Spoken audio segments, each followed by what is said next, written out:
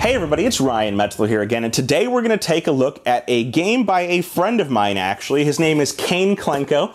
We're going to take a look at Mad City, which is published by Mayfair Games, and this is a game of kind of city design, but not really. I'd call it more abstract. Timed abstract, however, where each player is going to receive a set of tiles and try and rotate them and position them in a 3x3 grid in order to try and make the best city they can in order to score points. And of course, as I said, there is a timed element here. You only have 1 minute to position them as best as possible in order to score as many points as you can. And there are sometimes other factors you need to consider in other players' areas. So, real quick, why don't we take a look at what you get inside of this box? We'll see how the game plays, and then we'll come back here at the end and get my opinions on Mad City. So here you can see the setup for the base game of Mad City. Now, the base game and the standard game are different. And I'm going to cover the base game, then I'm going to talk about the standard game, which is actually the way I prefer to play.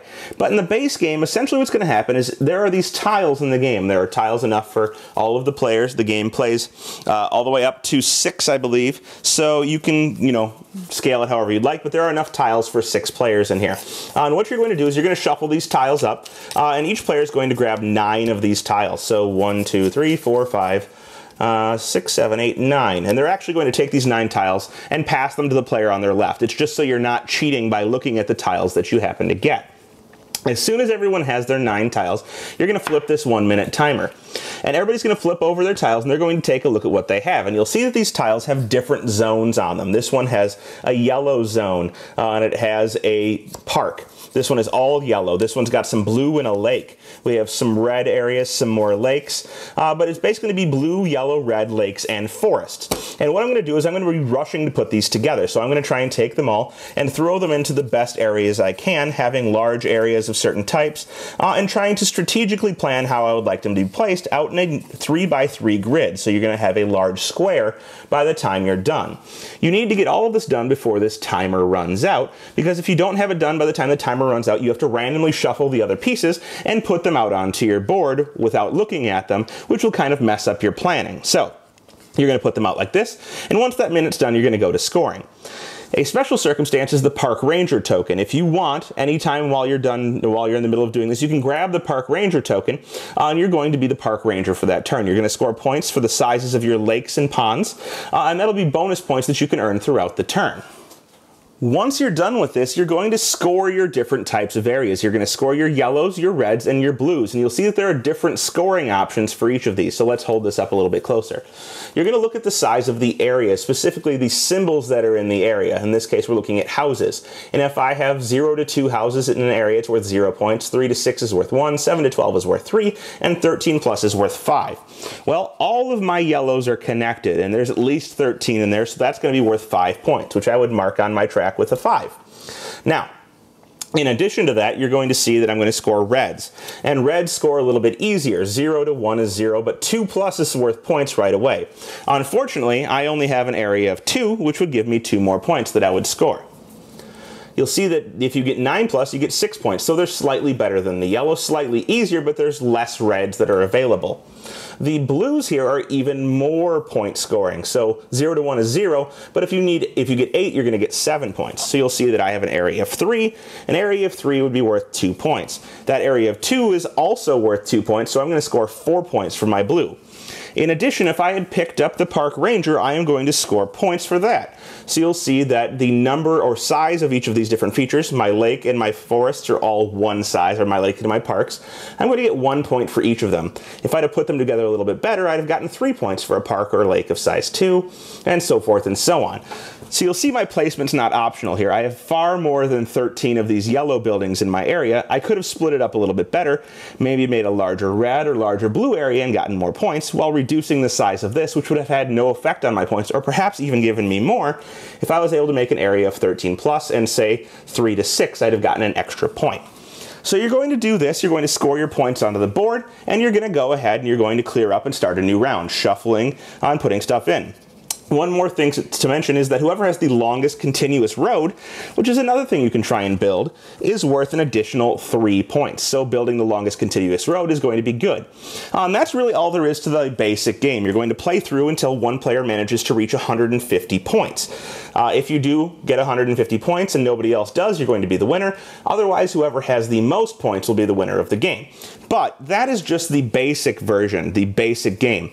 Let's go ahead and take a look at the standard game after I set up here for a moment. So the basic game, as I said, was pretty basic for scoring. You just score up your different size areas and you score that many points based on the track that's printed on your sheet.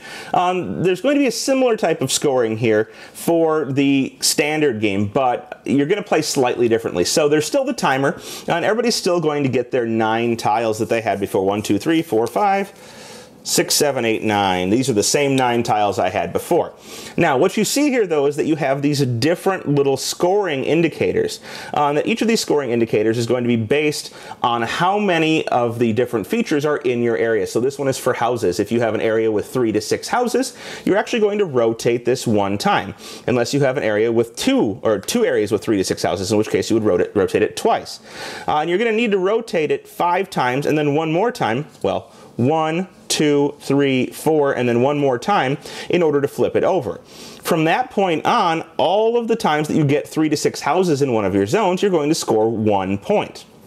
Likewise, if you have 7 to 12 houses in a zone, you need to rotate it 1, 2, and then flip it over 3 times, and then all of your 7 to 12 area houses will score 3 points. The 13 plus must be rotated twice, and then all 13 plus areas will score 5 points. So basically, you need to score multiple times or have multiple zones of a size before you can score any points. If you want to get points from your 3 to 6 size areas, you're going to need to do that repeatedly 5 times in order to get any points before you can. The same is true for red. 2 to 5 industry areas, you're going to need to do it 1, 2, 3, 4, and then flip it over and get 2 to 5 industries will get you 2 points. Same thing here, 6 to 8, 4 points once you flipped it over, and immediately at the start, any 9 plus industry size area is worth 6 points. Blue is even a little bit better. You flip it triangle first, 2 points for all 2 to 4 size areas. This one flips over after 1 time. 5 to 7 areas get 5 points, and immediately off the bat, all 8 plus skyscraper areas get you 7 points. So you're going to try and build areas that are going to play to what you have the option to score points for. Obviously, large red and blue areas are good off of the bat, but you're going to have to put significantly more work into yellow in order to score any points. So essentially, you're going to build up your area, and you're going to count these things up. In addition, you can still take the park ranger area, and it scores the same way. But after 50 points, once you've earned 50 points, you can no longer take the park ranger token, so you don't have that option. And if you do take it, everyone else will score their parks and ponds, and you won't. So you really don't want to do that if you're over 50 points. Finally, there are these tokens right here, and these tokens are kind of bets that you can place as long as you pick them up before the time runs out and after you've built your town. What these say is that you're betting that you have the most of these features on your board. So most houses, most factories, or most skyscrapers. And you would take these tokens that you want to bet into your hand, and you'd hold them in your palm until everybody's done. And everyone has the option to pick these up. They'll all have their own set of tokens, so they can all pick them up if they would like. In addition, there's also a longest road token that you can pick up. So all of these different things don't score you points automatically for having the most, but you can pick up and bet on them if you would like. Otherwise, points score based on these tiles. You'll get 3 points if your bet was correct on having the most of a feature. For example, if I bet most skyscrapers and have it, I'll get 3 points. If I fail, I will lose 2 points. So you don't want to make bets that aren't good for you. You kind of want to make sure that you have the best scenario, but if you don't, you can lose some points. Essentially, you're going to play in the same way up to 150 points, and whoever manages to get there first will be the winner. So, you're going to try and plan out the best, score areas that are going to get you the most points consistently, or you can try kind of a more even so that everything gets you points eventually, but you want to outscore everybody faster in order to win the game of Mad City. Well, there you have it. That is Mad City by Mayfair Games. I was not going into this originally when I heard the name and saw the concept expecting to enjoy the game. Now, I did sit down as a courtesy to my friend Kane, who had asked me if I was interested in playing the game, and of course I was at a convention and figured, hey, why not? I'll try it out. And I'm glad that I did. I enjoyed it quite a bit. It turns out I like a speed element in my games, so this kind of puzzling aspect was cool to me. I do like puzzling things together. I would like Galaxy Trucker, for example, if I never had to fly my spaceship and lose it and get it destroyed every time. I love the puzzling aspect of that game. So this game has that as well, and it's putting things together in the best possible manner in a very quick period of time. On top of that, I kind of like the whole scoring mechanism, which isn't one that I've seen too frequently before, where you need to create specific sizes of areas in order to rotate a piece, and doing that a certain number of times will finally let you score some points. So you can focus on yellow if you would like, although it won't get you as many points, but they're a little more common in the tile distribution. Or you can try and go for blues, which are a little more rare, but easier to score points with if you get a certain number of them. Paying attention to the park ranger aspect of the game. In the standard game, I'm not really interested in the basic game at all, so I'm not going to talk about that. But paying attention to the park ranger and the different bets that you can make on your factories and your homes and your skyscrapers can earn you that little bit of extra point that you need in order to get ahead. And sometimes it will be very close, and you really need to pay attention to those. And of course, doing so improperly will lose you points. So sometimes you're trying to build this nice 3x3 grid, optimize it, make a longest road, and at the same time count how many skyscrapers the person across the table from you has on their board, because maybe you want to bid for 3 extra points. A lot going on in a small little game that doesn't take very long to play. Because of the time aspect, I really enjoy it. I'm glad I got my hands on a copy. So Kane, thank you for making me sit down. If you're watching this, if you're not, that doesn't matter. It's a good game, guys. Go and check it out. Despite my friends' association, I'd trash it if I needed to. But I think that there's a lot of people out there, if you enjoy timed puzzling and you enjoy kind of the option of paying attention to other players' areas, I think this is one that might appeal to you. So that's Mad City from Mayfair Games and Kane Klenko. Thanks so much for watching the Dice Tower videos. Find more great videos and reviews, as well as our top-rated audio podcast at Dicetower.com. You can also find other great shows at Dicetowernetwork.com. I'm Eric Summerer, and you've been watching The Dice Tower. The Dice Tower is sponsored by Cool Stuff Inc., where you can find great games for great prices. Cool stuff in stock. Check them out at